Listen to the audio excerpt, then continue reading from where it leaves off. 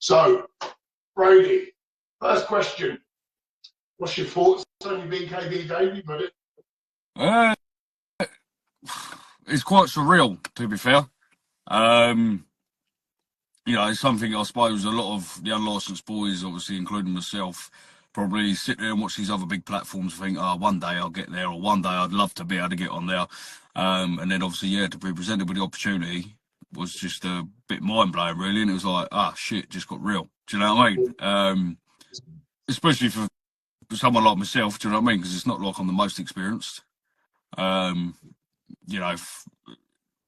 Whether we're talking amateur boxing or even just being on the unlicensed circuit, I'm not one of the most experienced. I will hold my hands up and say that.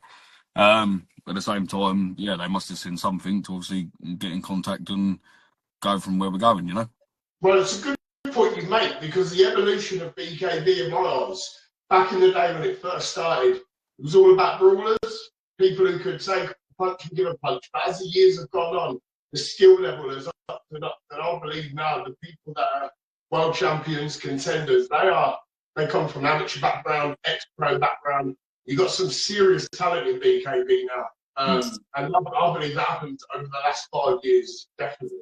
And you're amongst them now, buddy. So we go straight onto your debut fight. It's against the current Fight Club Promotions hybrid champion, Matthew Morton. Obviously, you're a former champion. I just want to let people know you vacated your belt, you never lost it. What's your thoughts on the fight? To be honest, I'm looking forward to just getting in there and doing my thing. Obviously, Matthew's got more experience in regards to the Trigon, because obviously he fought Alex Wilson for his debut. So I'm looking forward to experiencing the ring itself. The fight itself, I'm not actually too worried about, and that's not because I think the man ain't dangerous, or I don't think you can have a fight or anything like that. It's just the general thing of like dog versus dog. Do you know what I mean? Like I always say, it's the best man on the night, and it's as simple as that. But obviously the difference between what people have seen of me, especially obviously last year on your promotion, till obviously this fight being made and obviously contract signed, blah blah blah. I personally believe my levels have gone tenfold plus since my last performance, I suppose. My last fight, which was on your promotion, So in regards to the fight itself, I do believe it's going to be a good fight, but wholeheartedly, I can't see it going past 2 rounds. I love that, mate. I love that. Now, both of you have not been very active since Fight Club Promotions 1. You yourself, you just said that was your last fight. Do you think ring rust is going to make a difference, or have you've already seen to that, I reckon? No, I'm not being funny with you, but the proof's in the pudding, Last time out, like I said, was your show against Cameron. That was on a week's notice. Hadn't been in the ring since, the first fight I had on Street Beefs. That was the same again. Even with Street Beefs, when I fought on there, I hadn't been in the ring for 6 months. Yeah. I hadn't even stepped foot in the gym to that one on 36 hours notice. I'm not too fussed. My love of having a fight overpowers the love of the sport / the love of the art of boxing, if that makes sense. I do this to keep myself on a straight and narrow. I do it because I enjoy it. I do it for fun. Like, it's not, everything else then wraps around that. So in terms of ring rust and bits and pieces, no, I'm not too worried about that at all. Well, going on to that, so most of your fights, if not all of them, you've never really had a camp. Now, I've been a party to your camp this time round, which has been a pleasure. And I know how hard you're working.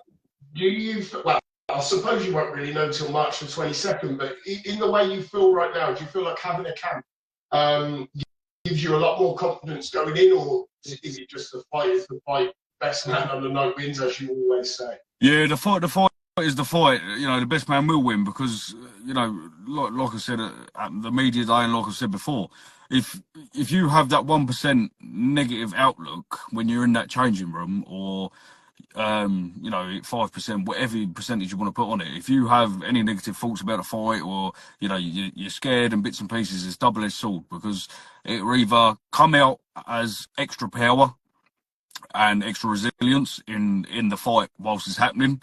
Therefore, you might end up winning, or obviously even if you do lose, at least you've still give your best and gone out and shield.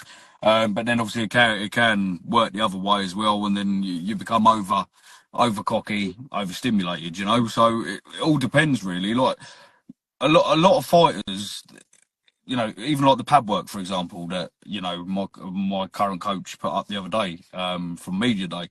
You know, people will text me, "Oh, you look sharp. Oh, you look this. Oh, you look that." Yeah, but that's on pads. You know, I never view anyone's training and think, "Oh, look, they're mustard. They're this. They're that." Always, you know, portray them from their fights, because that is when they're most vulnerable, and when, you know, the proof's in the pudding, because they're actually putting their skills to the, you know, showcasing their skills and putting them to the test. So I believe, you know, you have to.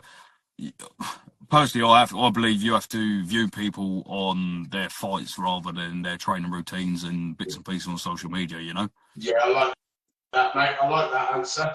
Now, the weights. This is something I have to touch upon. So everyone knows you were our cruiserweight champion.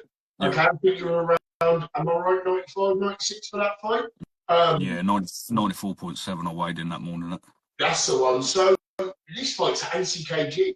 How have you found the weight cut so far?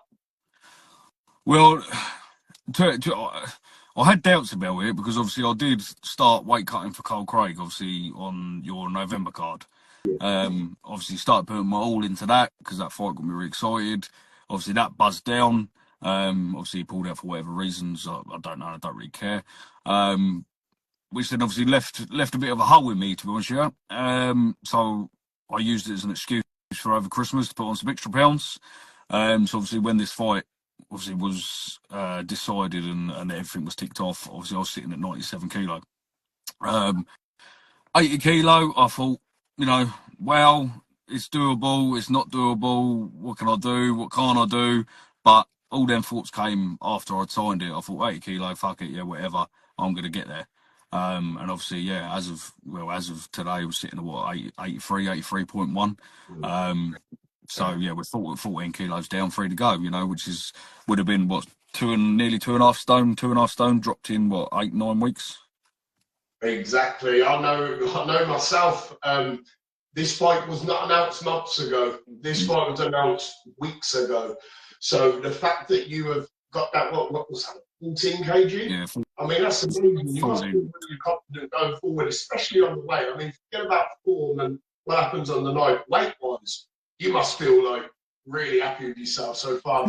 Just getting down there. Yeah, to be honest with you, like, if anything, I think it's going to be one of his shortfalls is requesting me to come down to such a low weight, because I've done it not comfortably, but I've done it where I'm still retaining strength and I'm still feeling myself. I'm not a ghost. I'm not half dead sitting here now, you know, been fucking fasting for the last 3 weeks. Can't even, you know, walk around in a circle without falling over. Yeah. So, you know, I've done it practically, and I've done it to what suits me. Yeah, okay, I've switched and changed about 3-4 different diets, you know, co alongside obviously with the training program of bits and pieces.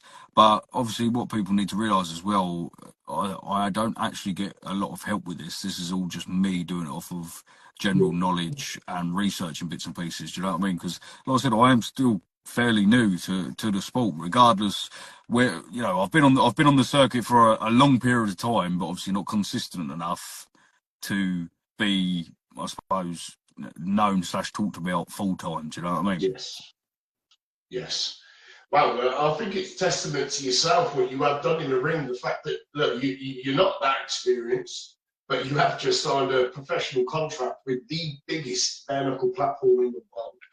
A platform that I personally believe will one day be talked about with the UFC and boxing, etc. Yeah. I want to go back to it. So I'm only going to briefly go through this because I know the type of man you are. You're not going to give anything away. But what can the fans expect when you step into that trigon against Matthew the Spider Morton, who is known to be a very, very tough man? Can you repeat that? Bill was just fucking turning Carl. Was like, what can the fans expect when you step in against Matthew Morton? I don't know. It's one of those, isn't it? You just get that feeling and away you go. But one thing's for sure, you know, my chin's been tested by a lot bigger and better boys, and that's no disrespect. So one thing that they can take from it is that I won't be going to sleep. Second thing they can take from it, I'll give as good as I'll get to any man, no matter how skilled they are. It's literally a case of if I'm sleeping, you've won. If I ain't, I'm getting up. So simple as that. 100%. Give me a round prediction, Brady. You're probably going to tell me to F off, but give me a round prediction. No, I've already said it, it is the case. It's not going past 2 rounds. You know, the last 2 fights I've had, I've called it first round, and I then called it with Cameron on the third, and I'm sticking to this one. You know, round 2. It's as simple as that. It's not going any more than that. Brilliant. Well, guys, I want to let everyone know. I'm going to recap here. March 22nd, live at the Hangar Room, Wolverhampton, BKB. It's the James Kennelly and LT Nelson rematch. We've got some absolute bangers on the card, but we're talking about Braidie-Lee Harkett against Matthew Morton. We've still got tickets available, so don't wait around. Them tickets will go. Brady, I want to give you this last little bit here, mate, to thank people and sponsors, etc. Yeah, so obviously a massive shout out to Shamrock Sports. Obviously they've been part of my journey, you know, massively, as basically my main sponsor since day dot, whether that just be advice, you know, merchandise, social media sharing, whatever. You know, just that Shamrock's always had my back, so I'd like to obviously thank him. Second of all, I'd like to thank CG Fight Club for obviously giving me a place to train when I can get down there, because obviously, like I said, me myself, I do a lot of my training at home. Purely for the fact, you know, just struggling to get over to gyms and bits and pieces. But when I do, they've gave me a no pay contract as such, and because they want to work alongside with me. Thirdly, we've got Lot Dead Auto Smiths, based in Canterbury. Fourth, obviously we've got South Coast Competitions, who is looking to become, or is going to look to become a main sponsor. So if you guys can give them obviously a shout out and a check out, that'd be great. I'll tag all my sponsors and things in the comments anyway after this has ended. And then just a massive thanks obviously to friends, family, and everyone to support me on this journey. And let's get to it. March 22nd. Let's see who the better man on the night is. And to be honest, I'm looking forward to the second fight for BKB already. Lovely. Love it, mate. I want to second the Shamrock Sports Boxing, all of Fight Club promotions, whether it's podcasts or shows, we're all sponsored by Shamrock Sports Boxing. Guys, give all them sponsors a follow. Brady's going to leave the comments, leave the link in the comments. Remember, BKB is where it's at, March 22nd. Get your tickets, guys. Brady, it's been an absolute pleasure. I'm going to let you get on with your evening. Cheers, buddy. All the best. Cheers for viewing, guys. I'll catch you all later.